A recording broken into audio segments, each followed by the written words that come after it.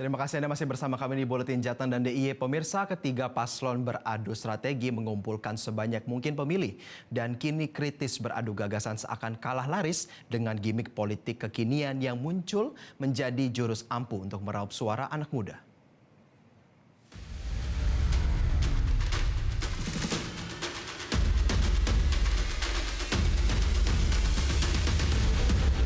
Pada Pilpres kali ini, kritis beradu gagasan seakan kalah laris dengan gimmick politik kekinian yang muncul menjadi jurus ampuh meraup suara anak muda. Seperti fenomena gemas asoy atau gemoy yang kerap ditunjukkan pada sosok dari Capres nomor urut 2 Prabowo Subianto yang gemar berjoget di beberapa kesempatan. Selain itu ada pula jargon jogetin aja hingga senyumin aja yang kerap menjadi jawaban dari kubu Prabowo Gibran dalam menyikapi suatu peristiwa. Sementara Capres nomor urut 3 Ganjar Pranowo kerap memakai gimmick 3 jari seperti yang ada dalam serial film The Hunger Games. Gimmick juga beberapa kali ditunjukkan Capres nomor urut 1 Anies Baswedan, seperti momen lucu saat dirinya diselepet sarung oleh pasangannya Gus Imin. Dalam dunia politik yang semakin kompetitif, para politisi barangkali menggunakan berbagai strategi termasuk gimmick untuk menarik perhatian publik. Selain personalisasi, faktanya saat ini media sosial menjadi opsi yang lebih mudah dan digunakan para paslon untuk berkampanye baik dengan konten joget-joget, keramahan, adab, dan puja-puji. Pengamat politik Burhanuddin menilai kampanye melalui media sosial memang menawarkan harga murah dan mampu menjangkau masyarakat luas. Kita punya waktu yang sangat pendek, 75 hari. Dan dalam hal yang sama, ada 204 juta pemilih yang harus disapa. Jadi kalau pendekatannya itu tradisional, konvensional, menyapa secara face to face, itu nggak cukup waktunya. Jadi perlu media. Nah, media ini bisa media mainstream atau media sosial. Tapi kalau kita lihat karakter anak muda, mereka lebih engage di media sosial.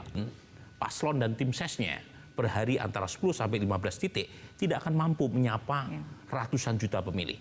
Jadi pada titik itu diperlukan satu skema, satu strategi kampanye yang matang, yang membuat orang membicarakan tanpa harus bertemu dengan paslon. Sayangnya, pendekatan citra politik riang gembira yang ditujukan dengan gimmick justru disebut minim informasi soal gagasan.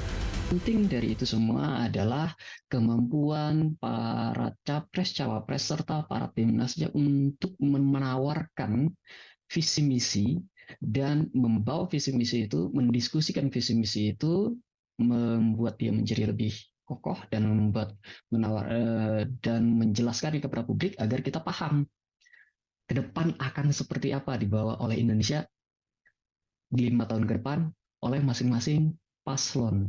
Jadi itu sebagai sebuah campaign itu adalah satu strategi yang cukup baik agar kalau bisa kalau bisa itu kemudian terasosiasi dengan visi misi mereka, program kerja mereka. Jadi ketika Pak Ganjar angkat 3 jarinya itu langsung terbayang Pak Ganjar sekaligus visi misi dan programnya kayak gitu. Ketika kita ngomongin Pak Anies yang ngangkat 1 jarinya itu langsung terbayang dengan visi misi Pak Anies, Pak Amin dan program-program visi misinya. Lalu juga ketika kita ngomongin gemoy kita juga jadi tahu harusnya apa visi misi Pak Prabowo dan apa yang dia tawarkan oleh Prabowo ke depan.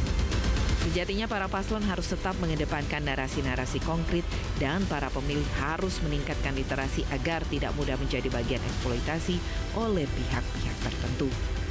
Tim Liputan, Metro TV. Jelajahi cara baru mendapatkan informasi. Download Metro TV Extend sekarang.